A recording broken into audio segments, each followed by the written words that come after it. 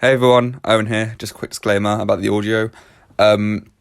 This episode of the podcast was meant to be a video as it was our first in-person recording. However, the video we ended up using was really blurry and kind of unwatchable, so the podcast will stay as an audio for this week. Also, our microphone audio came out really echoed due to the software we used to record in person. So the audio will be the audio from the video, so it may sound a little bit low quality compared to our previous episodes. It's not that noticeable, but we should be back next week with a quality audio. So yeah, sorry about that, but enjoy the podcast. Hello, and welcome back to the ThreeCameramen podcast. Here we are in person, the first time. A little bit different. A little bit different. If you can see our faces, hi. If you can't, hi. We're back again with another episode 16 of Revenant. We've never talked about this before. Also came out in 2015, much like our last episode. Go check it out. Mad Max Fury Road. It's underperforming at the moment, so Mad Max Fury, please watch it. Yeah, please. I spent a lot of time editing that. We're begging you. So yeah, today we're doing The Revenant. Came out in 2015, written by Alejandro González Iñárritu. Same director as Birdman. Stars Leonardo, DiCaprio, and Tom Hardy. As I said, directed by the same guy as Birdman, as one of your favourite films, isn't it, Birdman? I can speak for myself, don't know. Birdman, yes, it is one of my favourite films. And I'll talk more about that later. What's your favourite cinematographer, right?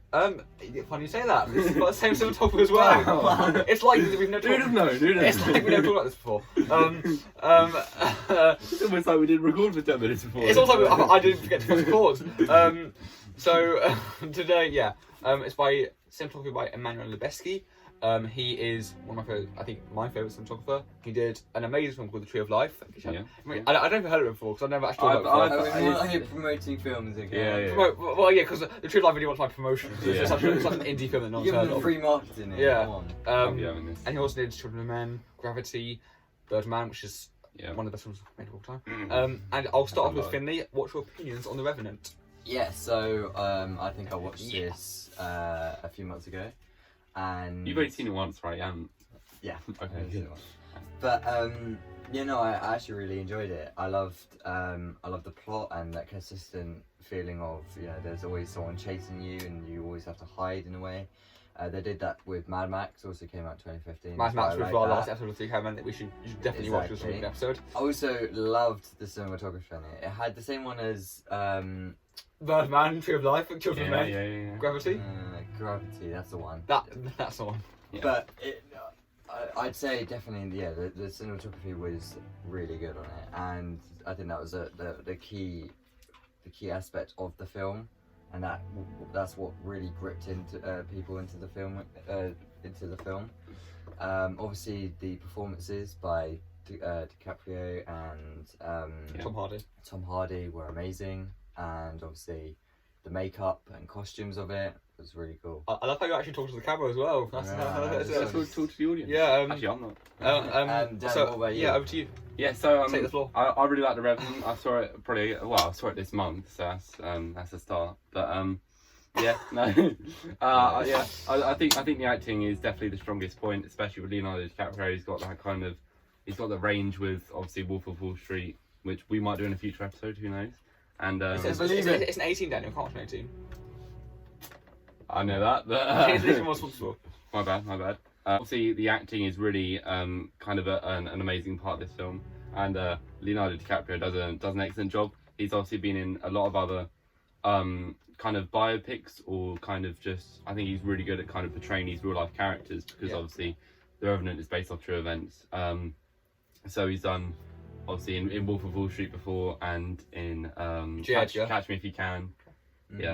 Directed by Clint Eastwood. And Great Gatsby. Great Gatsby as well.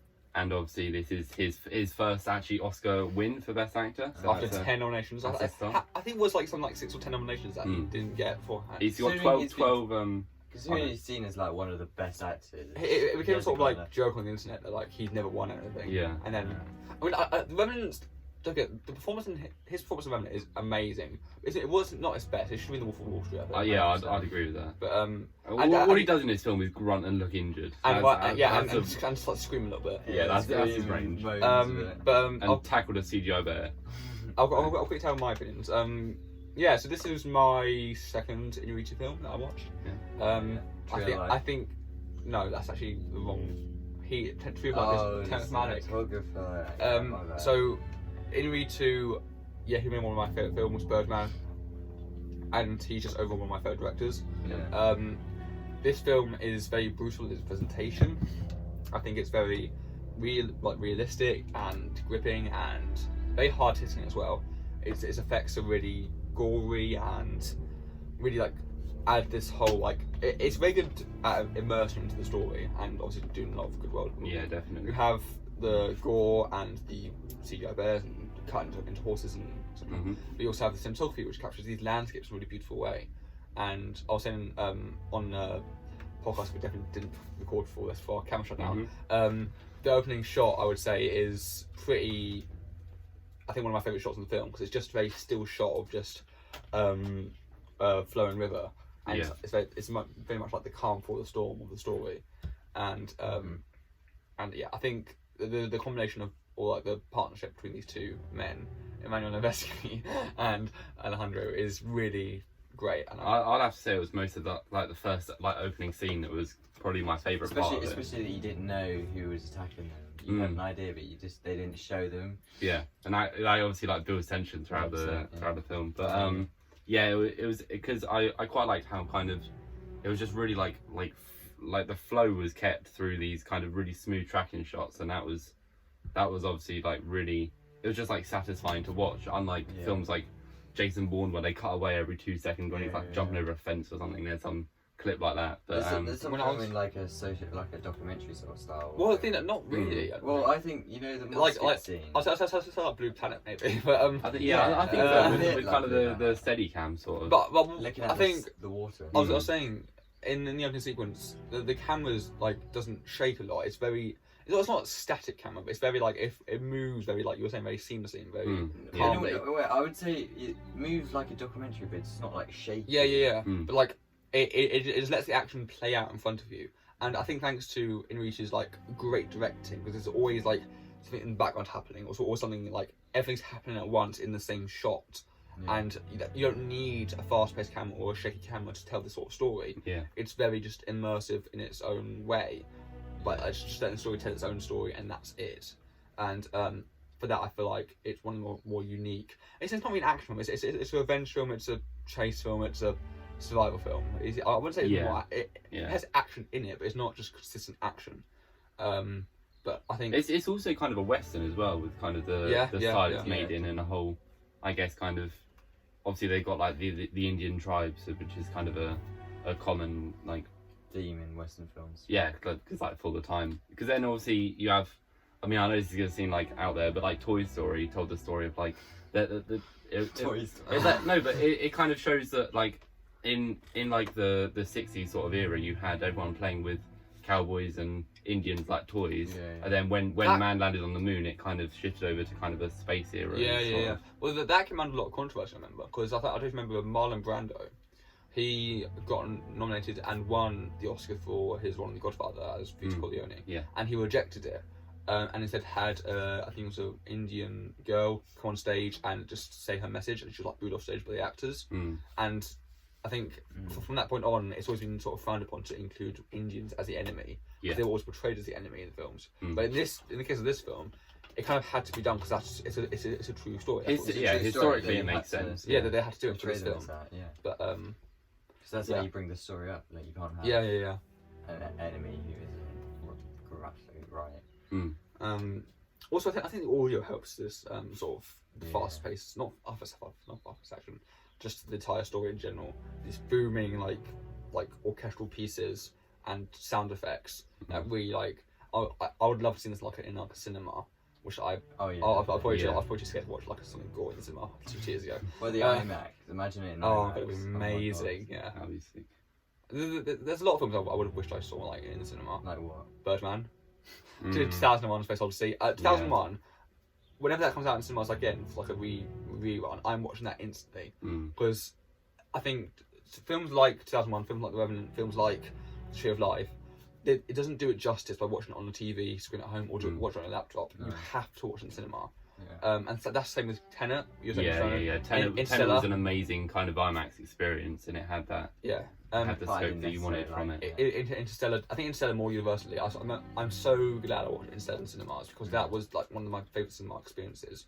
It was like it was midnight and it was just like so really sucked in the story. Mm-hmm. Anyway, we've already discussed Interstellar. Back to Revenant. I think I want to talk about more about cinematography as well because I love cinematography. That's the main aspect. I think Lebowski's main strength is his use of light, and it's how he presents his images that are really, and how he composes the images as well. Definitely. It adds a really serene, almost heaven-like atmosphere and tone, contrasted against the gory violence, and that's why it works so well in films like Birdman, which is one shot. I didn't know it's one shot, like 917. And yeah, we get it. In case you know, it's the amount of times We get you it. said Birdman. I can't. Do you know Birdman's directed by the same director as this? Yes, we did. know We that? did. Did you know? Same cinematography. Yeah, we know. Yeah. But I Well, you think kind of even just those cinematography aspects are really just pleasing to look at. And for a film with $135 million budget, they did a great job at kind of. What did you get at the box office? Half a billion. Yeah. Half a billion. 533 million global box office dollars. That is Real question is, Not how pounds. much did the director get there? probably Which not, I'll show you. Probably quite a bit of money. probably not 533 million. How much? Who funded the film? Billy's out asking the big questions. How much did? But yeah, I think definitely if you compare it to a film such as Inception by Christopher Nolan, and that had $160 million dollar budget, I think. Yeah. But then you obviously the scale was kind of similar, but you just think that they created such an atmosphere with this smaller budget that how was Inception not that much better? Yeah. I mean, it might be because they had maybe more characters and therefore more actors there to play. Well, it's a less complex story in a way. Because Mm. in Inception you had to have all these time things, whereas in Revenant you can just. I suppose in terms of the editing, because a lot of it is kind of one shot, whereas with Inception you're jumping back and forth between layers of films. It's going to be a lot more I couldn't complex. find how much Alejandro got paid, but Leonardo DiCaprio got paid 20 million just for being in it. Wow. And then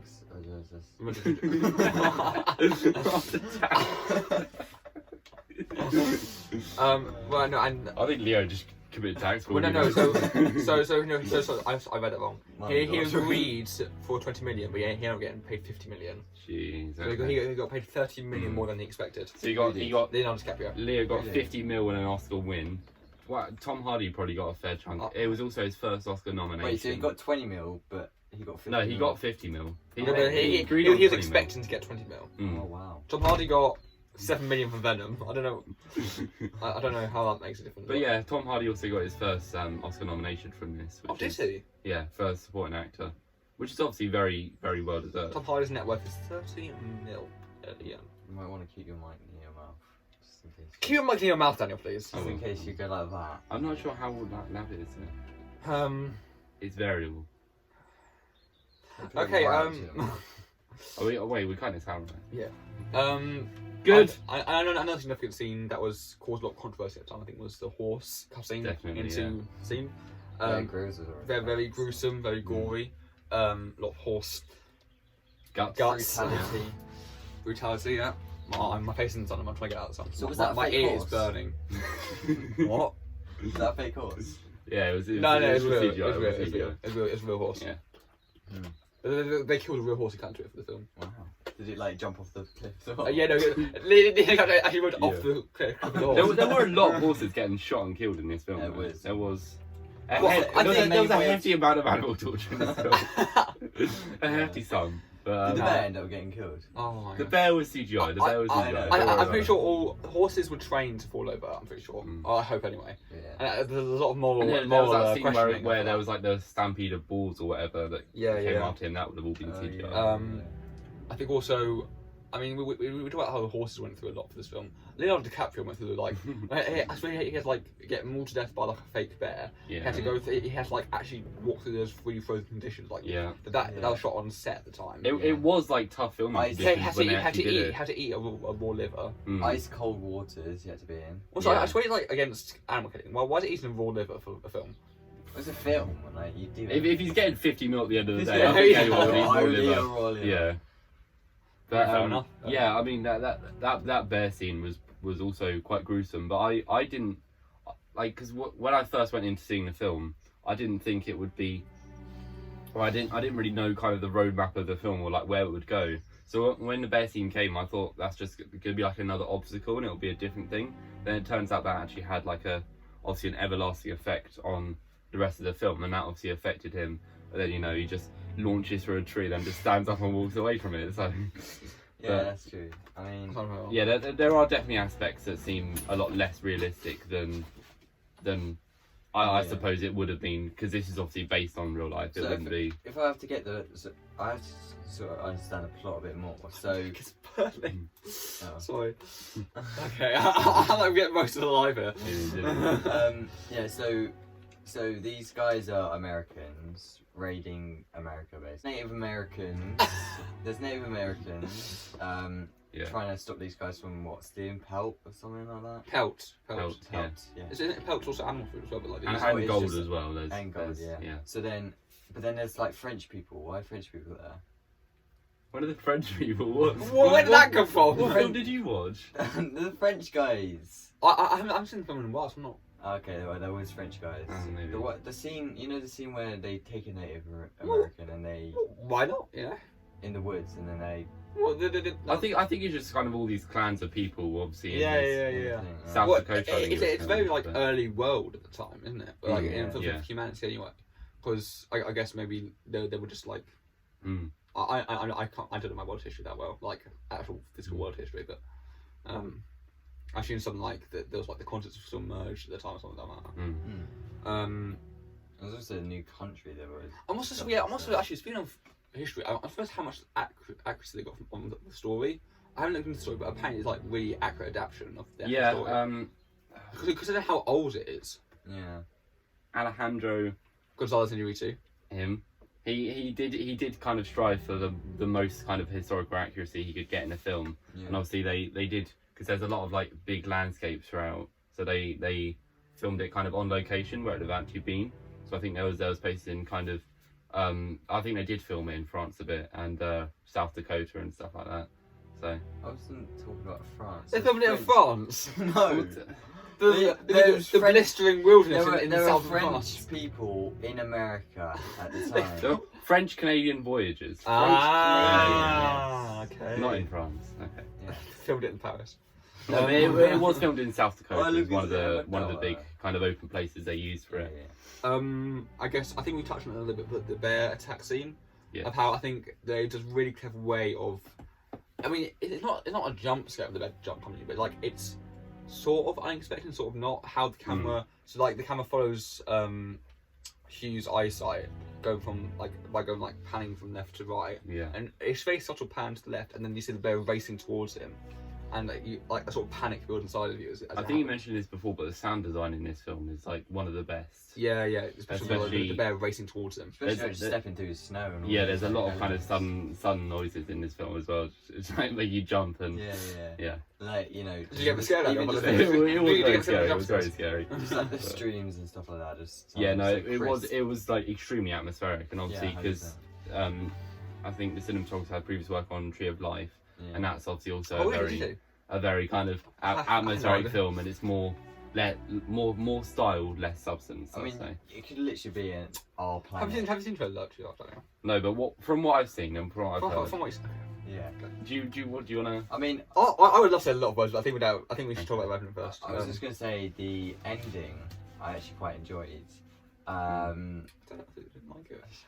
I actually really enjoyed it because you didn't you? Okay. Yeah. You love the ending. Yeah. No. I liked it because when you have no reason to like the ending, do you? No. You're stuck. No. So they were going to go find Tom Hardy's character. Yes. that the shots of you know, them walking across this open area and he's going through the trees and Establishing you that. thinking that they're watching them is such a sick shot for like Yeah. in any movie, and I find it really And interesting. that scene, like, you really like feel their when the two are fighting, you really feel their exhaustion as they especially for with Hugh. You not hit the table. Definitely. Because like they've been on such a journey, like they've been walking across this wilderness for like days and weeks, and it's like the bottom, and they're just exhausted, and just like they have one. They're still angry at each other, but like they just can't bring themselves to like have the energy to kill each other. No. And but then obviously Tom Hardy eventually dies. But then that's only because he like gives it over to the Indian tribe. Did he like kick? Did they go over the river? Or did he? You know, did he dropped kick Tom him? Hardy down the river. Yeah.